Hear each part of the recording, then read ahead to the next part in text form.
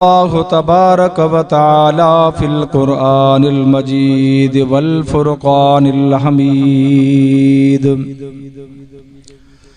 अऊज़ु बिल्लाहि मिनश शैतानिर रजीम।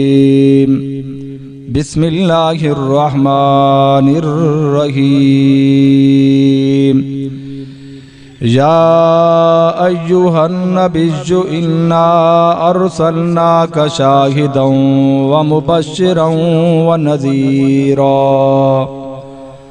व दाइयन इलल्लाहि बिइज़्निही व सिराजम मुनीरा। क़ाल अल्लाहु तबारक व तआला फ़ी मक़ामिन आख़र लक़द कान लकुम फ़ी रसूलिल्लाहि उस्वतुन हसना।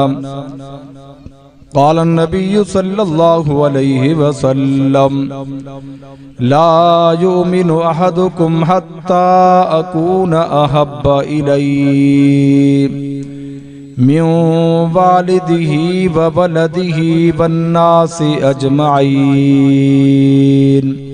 सदक़ल्लाहुल अज़ीम व सदक़ रसूलुहुन नबियुल करीम व नहनु अला ज़ालिका लमिनश शाहिदीन वश्शाकिरीन वल्हम्दुलिल्लाहि रब्बिल आलमीन। तमाम साथी दिल जी मोहब्बत सां सलाह सबूरी पढ़ंदा। अल्लाहुम्मा सल्लि अला मुहम्मदिन व अला आलि मुहम्मदिन कमा सल्लैता अला इब्राहीम व अला आलि इब्राहीम इन्नका हमीदुम मजीद। अल्लाहुम्मा बारिक अला मुहम्मदिन व अला आलि मुहम्मदिन कमा बारकता अला इब्राहीम वअला आलि इब्राहीम इन्नका हमीदुम मजीद। जोड़े जोड़ जहान जी पाण कयई परवार। जोड़े जोड़ जहान जी पाण कयई परवार। हादी हामी हाशमी सरदारे सरदार। सुवन सहाबन सत में मज मस्जिद मणियादार। चारई चंगा चौदार आए कांदा हबीबसी। इंतहाई काबिल सद एहतराम वाजिबुल एहतराम उलमाए किराम जी वक़ार बाशऊर नौजवान साथियों और बुजुर्गों, अल्लाह ताला जा किरड़ा करम और एहसान जै ज़ात गिरामी अवां असां खे अजोकी कुरान मुक़द्दस जी मुबारक बाबरकत महफिल में शिरकत जी सआदत नसीब फरमाई आहे। दुआए खुदा बंदे आलम अवां असां सभिनी जी हाज़िरी खे पंहिंजी बारगाह इलाही में कबूल और मंजूर फरमाए। अवां जे हिन ॻोठ तुग़यान में इमामुल अंबिया सल्लल्लाहु अलैहि वसल्लम जे उन्वान सां कॉन्फ्रेंस बिरादरम मुकर्रम मौलाना मोहम्मद अयूब साहिब, बिरादरम मुकर्रम कारी रफीक अहमद साहिब सां गॾोगॾु अवां सॼी जमात मुबारकबाद जा ही मुस्तहिक़ आहियो। यकीनन हिन पुरफ़ितन हालातुनि में कुरान मुक़द्दस जूं महफ़िलूं सजाइण, उलमाए किराम खे मदऊ करण, आलमन सगोरन जा वाइज़ ॿुधण, पंहिंजा कमकार छॾे अचण, हर शय के हिकड़े पासे रखी करे कुरान मुक़द्दस के तरजीह ॾियण, इहा हिक वॾी सादत वारी ॻाल्हि आहे। इहा दौलत याद रखो हर एक माण्हू खे नसीब न थींदी आहे। तां असांजे इलाइक़नि में मुआशरे में हिकड़ो माहौल आहे। माण्हूअ खे 4 रुपया थींदा आहिनि थिया त त मुख्तलिफ शराबन जो महफिलूं, फनकारन जो महफिलूं, गुलूकारन जो महफिलूं, मुख्तलिफ किस्म जे दुनवी लग़वियात में वक्त गुजारीदा आहिनि, पर जेको पैसो हकीकत में उहो ई पैसो सजायो आहे जेको क़ुरान मुक़द्दस जी ख़िदमत में लगी वञे। जिंदगी जो वक्त भी उहो ई भलो आहे जेको वक्त क़ुरान मुक़द्दस जी ख़िदमत में लगी वञे। इंसान जी जिंदगी जो सफर रोजानो गुजरे पियो, जिंदगी जो सफर रोजानो घट थे पियो, वधंदो कान। अवां असां जंहिं गाड़ीअ में सवार आहियूं, इन गाड़ीअ जो सफर, इन जी मंज़िल आख़िरत आहे। जेको दुनिया में आयो आहे वापस मोटण जे लाइ ही आयो आहे। जेका शइ दुनिया में ठही आहे, याद रखो, इहा डरण जे लाइ ठही आहे। अवां असां जेको कुछ दुनिया में कमाए वियासीं, जेको दुनिया में अल्लाह जी राह में ॾेई वियासीं, अल्लाह ताला जे हुक्मन ते जेका जिंदगी गुजारे वियासीं, ईअं समझो त उहो ई वक्त असांजो सजायो आहे, बाक़ी अजायो गुज़री वियो। अल्लाह ताला दुनिया में इंसान के जिंदगी जा मुख्तलिफ मराइल ॾिना आहिनि। बचपन आहे, जवानी आहे, पोड़प आहे। टिन हिस्सनि में इंसान जी जिंदगी विरायल आहे।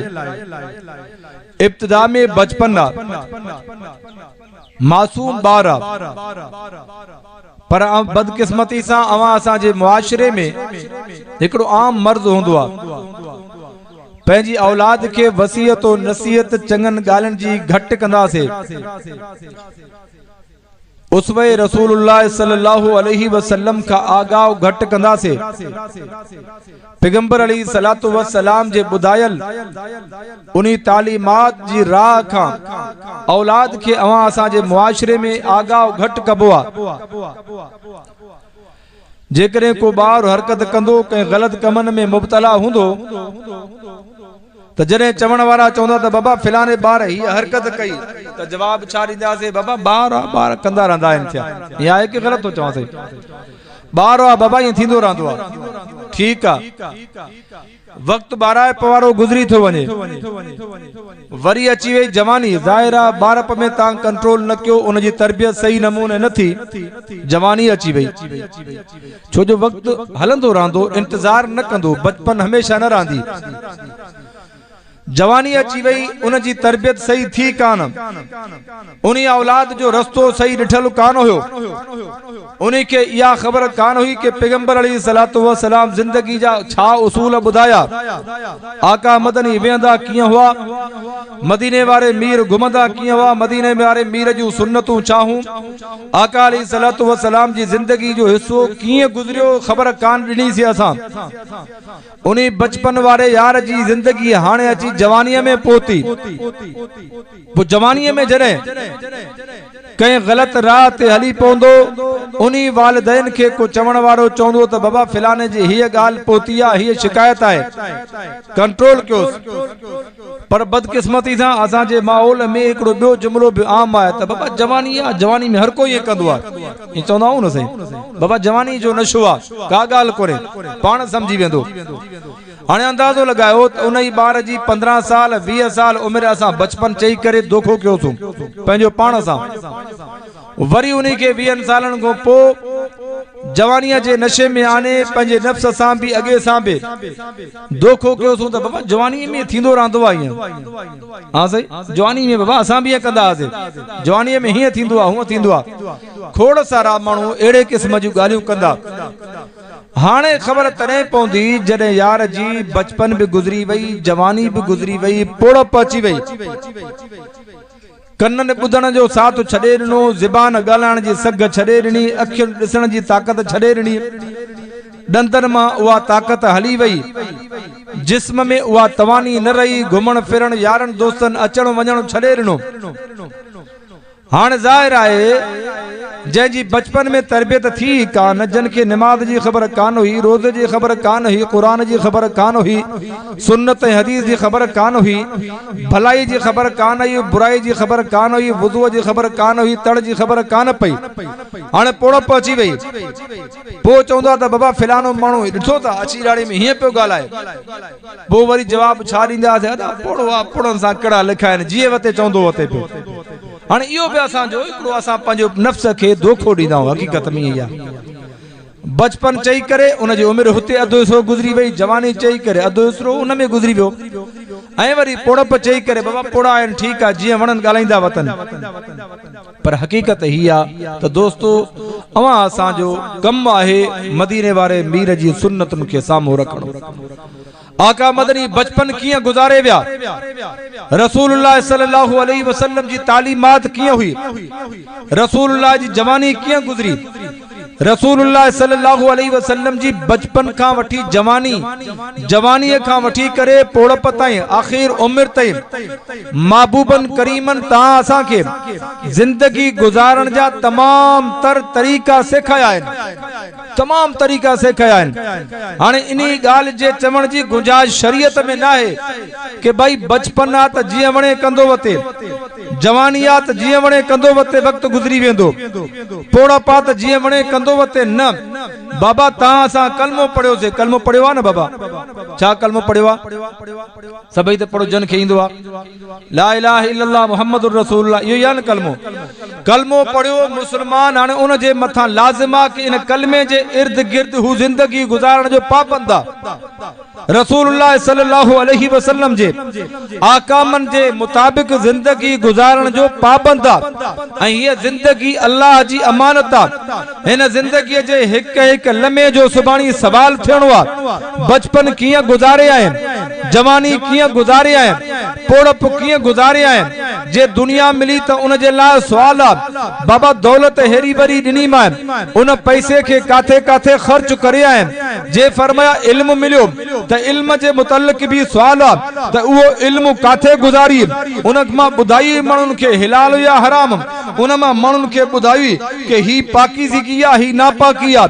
ही कूड़ आहे, ही सच आहे, इहा ॻाल्हि कई या न कई, इल्म कीअं गुजारी, जिंदगी कीअं गुजारे, ऐं तुंहिंजी जिंदगीअ में नेक अमल घणा या बुरा अमल घणा।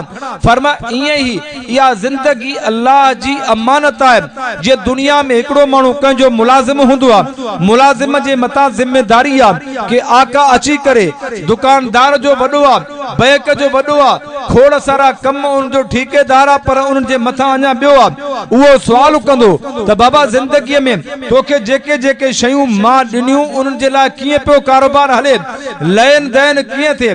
हाणे उहो केॾो बि वॾो हुजे पर पंहिंजे आका जे ॿुधाइण जो उहो पाबंद रहंदो, उहो सवाल कंदो त ही पैसो ही कारोबार कीअं गुज़रियो।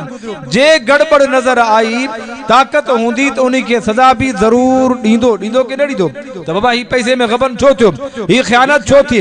फरमाया ही त दुनियादारी आहे। वरी कंहिंजी सिफारिश अची वेंदी, कंहिंजो मामलो साम्हूं अची वेंदो, वरी उन खे माफ़ करे त करे सघे थो। अल्लाह तो फरमाए त आख़िरत में ईअं कान थींदो कि कंहिंजी सिफारिश हलंदी, कंहिंजी ज़ात हलंदी, कंहिंजी क़ौम हलंदी, कंहिंजी मिठी माइटी हलंदी, कंहिंजो नसब हलंदो, कंहिंजी शोहरत हलंदी, कंहिंजी दौलत हलंदी। न फरमाया उते अल्लाह ताला वटि बाने जा अमाल साले हूंदा। जेकर हिन जिंदगी वारे गाड़ीअ में अमल साले कनि त जिंदगी भली। फरमाया जंहिं जिंदगीअ में बंदगी आहे, हकीकत में उहा ई जिंदगी आहे। जंहिं जिंदगीअ में अल्लाह जी बंदगी आहे, उहा ई जिंदगी आहे। जंहिं जिंदगीअ में मदीने वारे मीर जी गुलामी आहे, उहा ई जिंदगी आहे। जंहिं जिंदगीअ में कुरान मुक़द्दस जो दामन आहे, उहा ई जिंदगी आहे। जंहिं जिंदगीअ में पाक मोहम्मद जी सुन्नत आहे, उहा ई जिंदगी आहे। जंहिं जिंदगीअ में तौहीद नाहे, मुस्तफा जी सुञाण नाहे, हकीकत में उहा जिंदगी नाहे बल्कि दरिंदगी आहे, उहा जिंदगी नाहे। अजीजो अल्लाह ताला जिंदगी ॾिनी आहे, या अल्लाह जो इनाम आहे, या आहे कि न आहे बाबा, अल्लाह ताला जो इनाम आहे। ऐं हिक हिक जिंदगी जो लम्हो क़ीमती अथव। ऐं असां चवंदा आहियूं न बाबा ही मर्ज़ लॻो, हीअं थी पियो, हीअं थी पियो, याद रखो इन सब नेमतुन जी वजन खां पोइ इंसान पछताईंदो आहे। अखियूं खसजी वयूं, हथ विया हलिया, पेरन साथ छॾे ॾिनो। फरमाया हाणे जॾहिं इहे नेमतूं अल्लाह वापसि वरितियूं, हाणे इंसान खे ख़बर पवंदी कि छा करे वेठुमि। त दोस्त आऊं अर्ज़ु कयो रसूलुल्लाह सल्लल्लाहु अलैहि वसल्लम जी तालीमात ही कामयाबी आहे। मदीने वारे मीर वारे उन सफ़र में गाॾीअ वारे में सवार थियो, मुस्तफ़ा जी सुन्नतुनि वारे उन सफ़र में सवार थियो। रब मोहम्मद जो कसम आहे दुनिया में भी कामयाब थी वेंदो त आख़िरत में भी कामयाब थी वेंदो। उन सुन्नतुन के जन अपनायो, वो दुनिया में भी कामयाब, आखिरत में भी कामयाब। अल्लाह ताला दुनिया में 1,44,24,000 नबी ॾिना, पर सभिनी ही नबी जन जो सरदार अहिड़ो नबी हिन उम्मत के मिलियो जेको सभिनी नबी जन जो सरदार आहे। अहिड़ो नबी हिन उम्मत के मिलियो जेको सभिनी नबी जन खां आला है। अहिड़ो नबी हिन उम्मत के मिलियो जेको सभिनी नबी जन खां अफज़ल आहे। अहिड़ो नबी हिन उम्मत के मिलियो जेको सभिनी नबी जन खां जमाल में निरालो। एड़ो नबी हिन उम्मत के मिलो जेको सभिनी नबी जन खां कमाल में निरालो आहे। एड़ो नबी हिन उम्मत के मिलो जेको सभिनी नबी जन खां शफ़क़त में निरालो आहे। एड़ो नबी हिन उम्मत के मिलो जेको सभिनी नबी जन खां अखलाक में निरालो आहे। एड़ो नबी हिन उम्मत के मिलो जेको सभिनी नबी जन खां अमल में निरालो आहे। एड़ो नबी हिन उम्मत के मिलो जेको सभिनी नबी जन खां तक़वा में निरालो आहे। एड़ो नबी हिन उम्मत के मिलो जेको सभिनी नबी जन खां सखावत में निरालो आहे।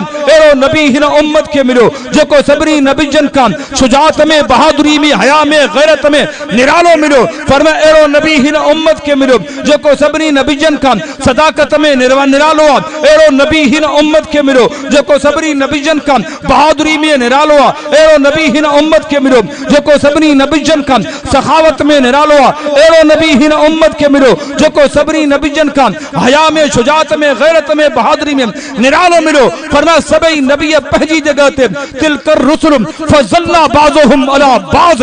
अल्लाह सभई नबी जन के मकाम ॾिनो आहे। जनाबे आदम खां जनाबे इब्राहिम खलीलुल्लाह ताईं, जनाबे इब्राहिम खलीलुल्लाह खां जनाबे मूसा कलीमुल्लाह ताईं, जनाबे मूसा कलीमुल्लाह खां जनाबे ईसा रूहुल्लाह ताईं। सभई नबी शान वारा, पर कुर्बान वञा आमना जे लाल जी इज्जत और अज़मत जे मथां कुर्बान वञा। साकिया कौसर नबी जी मकाम जे मथां कुर्बान वञा। शाफिया माशर नबी जी इज्जत और अज़मत जे मथां कुर्बान वञा। उन्हीं ताजदार मदीना जी इज्जत और अज़मत जे मथां कुर्बान वञा। उन्हीं मुहम्मदुर रसूलुल्लाह जे आंगुर जे इशारे जे मथां जे मुहम्मदुर रसूलुल्लाह आंगुर जो इशारो करे रब चंद्र के ॿ टुकड़ा करे मोहम्मद जे कदमन में कुर्बान करे छॾे। सुभान अल्लाह। कमजोर लगे पे मानी लगे तो कान खा दिया। हाँ माशाअल्लाह। हथ मथे के बाबा जनमान न खा दिया। माशाअल्लाह। रसूलुल्लाह जो जिक्र हले, रसूल जे आशिकन जे लगल वारी दिल वारी बैटरी चार्ज थी वेंदी आहे। थींदी आहे कि न थींदी आहे? त पोइ सुभान अल्लाह कमजोर न हुजण घुरिजे। सब न बाबा जेके आशिक रसूल आयो सभिनि जे मथां जबर न है। जेके रिसालत जे इश्क में आया हो उहे ॻाल्हाईंदा हलो। जेके मदीने वारे मीर जे इश्क में आया हो थिया। फरमाया मुस्तफ़ा जो जिक्र हले आशिकन जे रूह के राहत मिलंदी आहे। मदीने वारे मीर जो जिक्र हले मुहम्मदुर रसूलुल्लाह जे आशिकन के राहत मिलंदी आहे। छो जो मुस्तफ़ा जो जिक्र रूह जी ग़िज़ा अथई।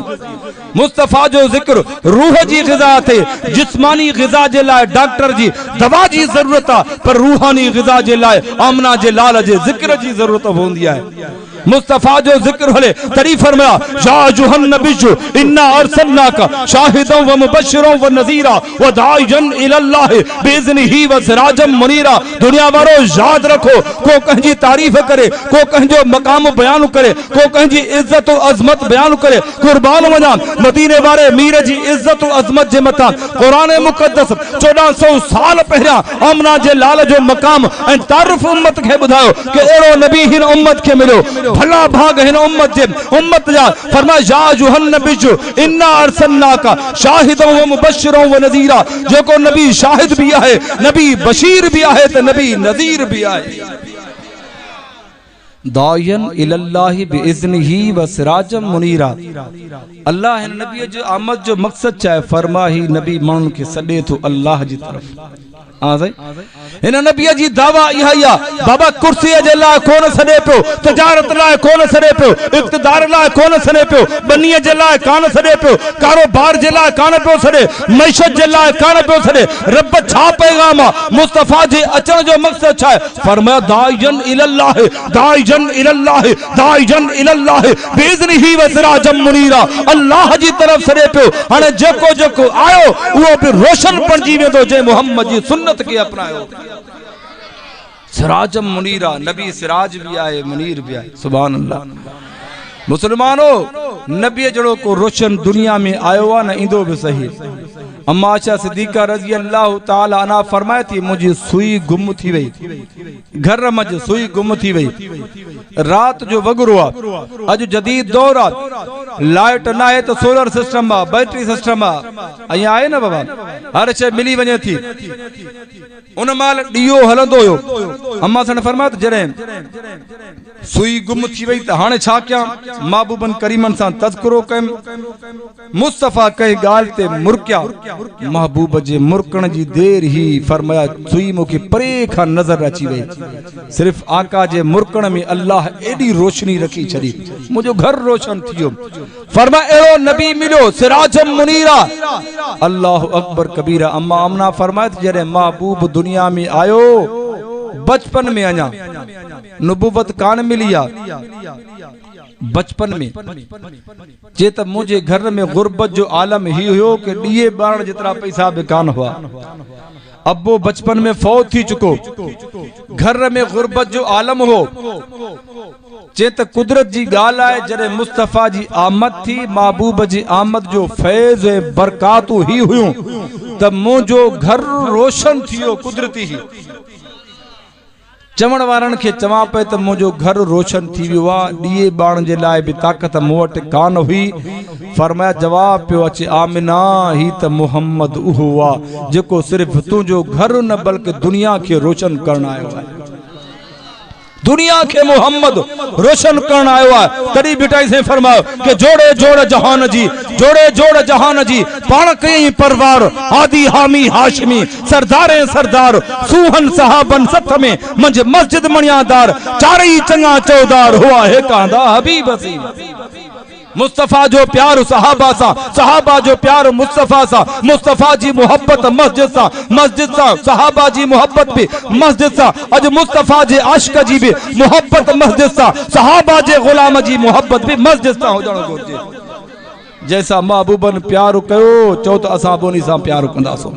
जैसा मुस्तफ़ा नफरत जो सबक सिखाओ उन्हीं का मुस्तफ़ा जे आशिक जी जिम्मेदारी फर्जा के उनका नफरत जो ऐलान ऐलान करे कि महबूब जै शे सा मोहब्बत कई। तरी रब फरमाओ कि मा आताकुमुर रसूल फखुजूहु व मा नहाकुम अन्हु फंतहु। जै शे का रसूल हुक्म को चिंबड़ी पो, जै शे का मुस्तफ़ा रोक्यो आशिक रसूल जो कम उनका रुक जी वने।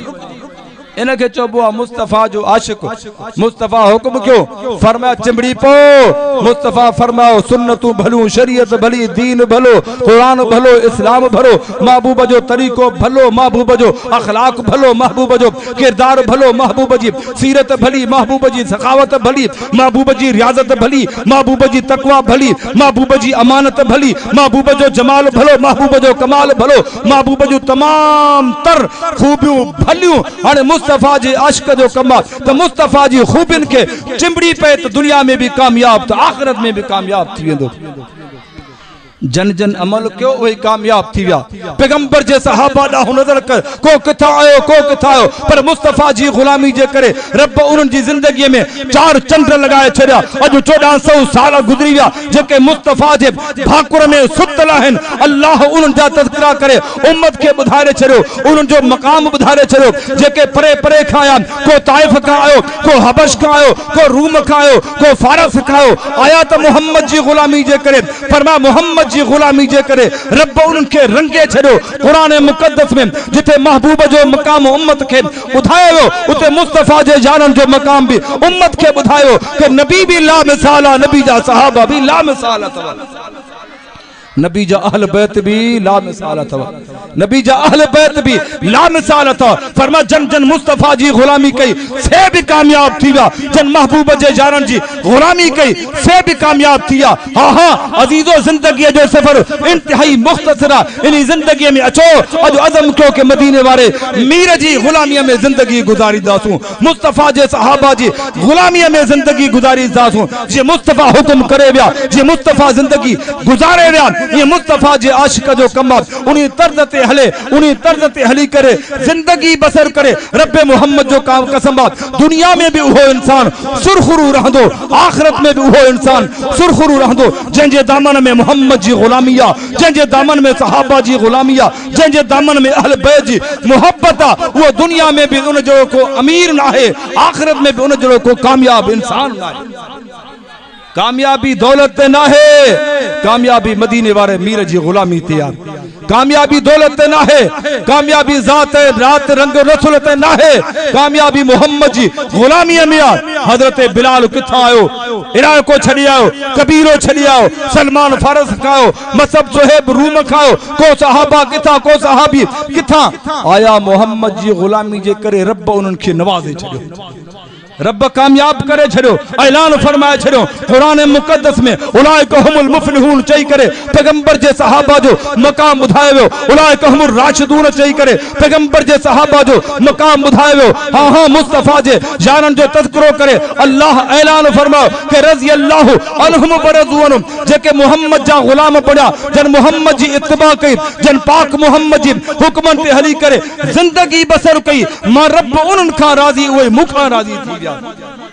वही केर हुआ बाबा, केर हुआ साहबा के मञण वारा केर हुआ, मुस्तफा सां गॾु केर हुआ, सफर जा साथी केर हुआ, हज़र जा साथी केर हुआ, सब खां पहिरियां मुसलमान केर हुआ, सभिन साहबा के मञण वारा बाबा केर हुआ, सहाबा हुआ। अल्लाह ताला दुनिया में ईमान वारन के मिसाल ॾिनो कि बाबा मुस्तफा जी गुलामी जे लाइ सहाबा जी इत्तिबा शर्त आ, मुस्तफा जे मथां ईमान आणण जे लाइ सहाबा जी इत्तिबा शर्त आ, सहाबा जी गुलामी शर्त आ। रब्बे मोहम्मद जो कसम आ, मोहम्मद खां बगैर सहाबा नथा मिली सघनि, सहाबा खां बगैर पाक मोहम्मद नथो मिली सघे। तॾहिं अल्लामा इकबाल फरमाओ कि मोहम्मद से वफा तूने तो हम तेरे हैं, कि मोहम्मद से वफा तूने तो हम तेरे हैं, ये जहां चीज है क्या लोहो करम तेरे हैं। फरमा मोहम्मद की गुलामी, मोहम्मद की गुलामी दीन हक की शर्त अव्वल है, हो अगर उसमें खामी तो सब कुछ नामुकम्मल है। अल्लाह ताला का दुआ है इलाहुल आलमीन अवा असांजी हाज़िरी पंहिंजी बारगाह इलाही में क़बूल और मंजूर फरमाए।